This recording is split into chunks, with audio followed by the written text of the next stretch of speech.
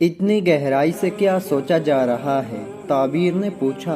कुछ नहीं, नहीं बस सोच रही थी कि क्या मैं किसी का इश्क बन सकती हूँ। मैं काम सी लड़की हूँ, मेरा नाम हूर है। इसका मतलब ये तो नहीं था कि सच में हूर हूँ। काश मुझे भी सच्चा इश्क करने वाला कोई मिलता। क्या हो गया आज तुम्हें हूर? क्या सोचने लगी हो? यार ये इश्क की बातें सिर्फ किताबों और फिल्मों में ही अच्छी लगती हैं। हकीकत में ऐसा कुछ नहीं होता।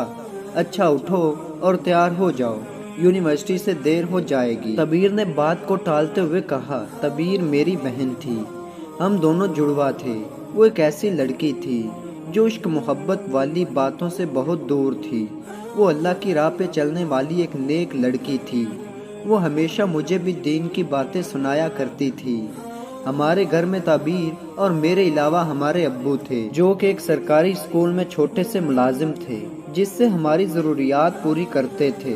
और अम्मा का हम दोनों की पैदाइश पर ही इंतकाल हुआ था। हमारी डिग्री मुकम्मल होने वाली थी। आज हमारा यूनिवर्सिटी में आखिरी दिन था। हम सब दोस्त एक दूसरे को अलविदा कर रहे थे कि अचानक किसी लड़के ने मेरे हाथ में एक चिट्ठी दी और कहा, ये ताबीर को देना। वो दोस्तों के साथ मसरूफ थी, इसलिए मैंने ये चिट्ठी उस वक्त देना मुनासिब नहीं समझा और बैग में रख दी। शाम को जब तबीर और मैं सोने लगी तो मुझे याद आया और तबीर से कहा कि किसी ने तुम्हारे नाम चिट्ठी भेजी है। ताबीर ने हैरानगी से पूछा, चिट्ठी मेरे लिए? क्या बात कर रही हो? मेरे लिए चिट्ठी कौन भेज सकता है? खुद ही देख लो, मुझे क्या पता। अच्छा ज़रा दिखाओ कहाँ है। तब मैंने हाथ आगे करते हुए कहा, ये लीजिए। मैंने हाथ में पकड़ा दी। हूर, बाहर से तो इस पे कोई नाम नहीं लिखा। तबीर ने कहा, क्या पता वो डर गया हो, लगता है किसी को तुमसे इश्क हुआ है। मैंने मजाक में कहा, चुप करो, वो तो पढ़ने के बाद ही पता चलेगा ना। तबीर ने कहा। तबीर ने मेरे सामने ये चिट्ठी पढ़नी शुरू की, जिसमें लिखा था, अस्सलामु अलैकुम, मैं आपकी बहुत इज्जत करता हूँ, इसलिए आज तक ये बात करना मुनासिब नहीं समझा, मगर आज यूनिवर्सिटी का आखिरी दिन था, फिर शायद कभी बोलने का मौका ना मिलता। तबीर, मैं आपको पसंद करता हूँ और आपसे निकाह करना चाहता हूँ। अगर आप इजाज़त दें तो मैं आपके घर निकाह का पैगाम भेजना चाहता हूँ। आपके जवाब का मुंतज़िर रहूँगा।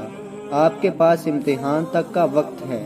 आखिरी पर्चे के दिन आपका जवाब सुनना चाहता हूँ। मैं आपका क्लासमेट ज़ीशान। यार तबीर, ये ज़ीशान तो मुझसे मोहब्बत कर बैठा है। मैं ज़ीशान हूँ, वो जो कल। अच्छा बैठिए। और ज़रा चाय लाओ, अब्बू ने मुझे आवाज़ देते हुए कहा। वो मुझे आपसे कुछ बात करनी थी। दरअसल मैं तबीर को बहुत पसंद करता हूँ और इससे निकाह करना चाहता हूँ। क्या मैं आपके इनकार की वजह जान सकता हूँ? ज़ीशान ने कहा। अब्बू ने कुछ देर चुप होकर कहा, देखो बेटा, हम आपके मियार पे नहीं उतर सकते। इसलिए ज़ीशान अब्बू की बात काटते हुए बोला, देखिए, मुझे इस सब से कोई फ़र्क नहीं पड़ता। मुझे सिर्फ तबीर जैसी हम सफ़र चाहिए और कुछ नहीं।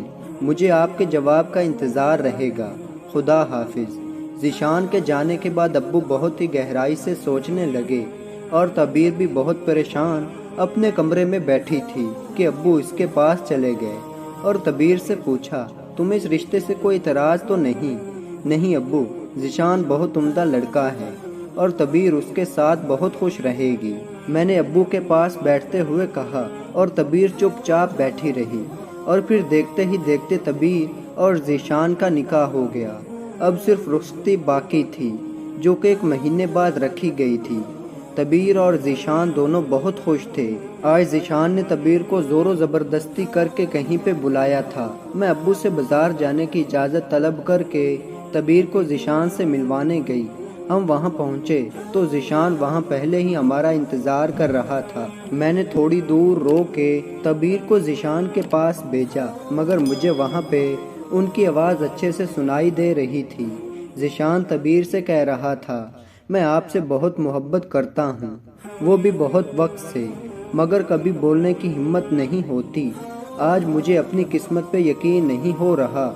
ऐसा लग रहा है जैसे कोई ख्वाब हो। ताबीर ने शर्माते हुए कहा, आप वक्त के साथ बदले तो नहीं। अब्बू अब सही थे, उनका और हमारा कोई जोड़ नहीं। अब्बू मुझे माफ़ कर दें। مجھے تب باپ کی بات سمجھ لینی چاہیے تھی۔ ابو خدا کے لیے مجھے معاف کر دیں۔ تبیر بہت رو رہی تھی۔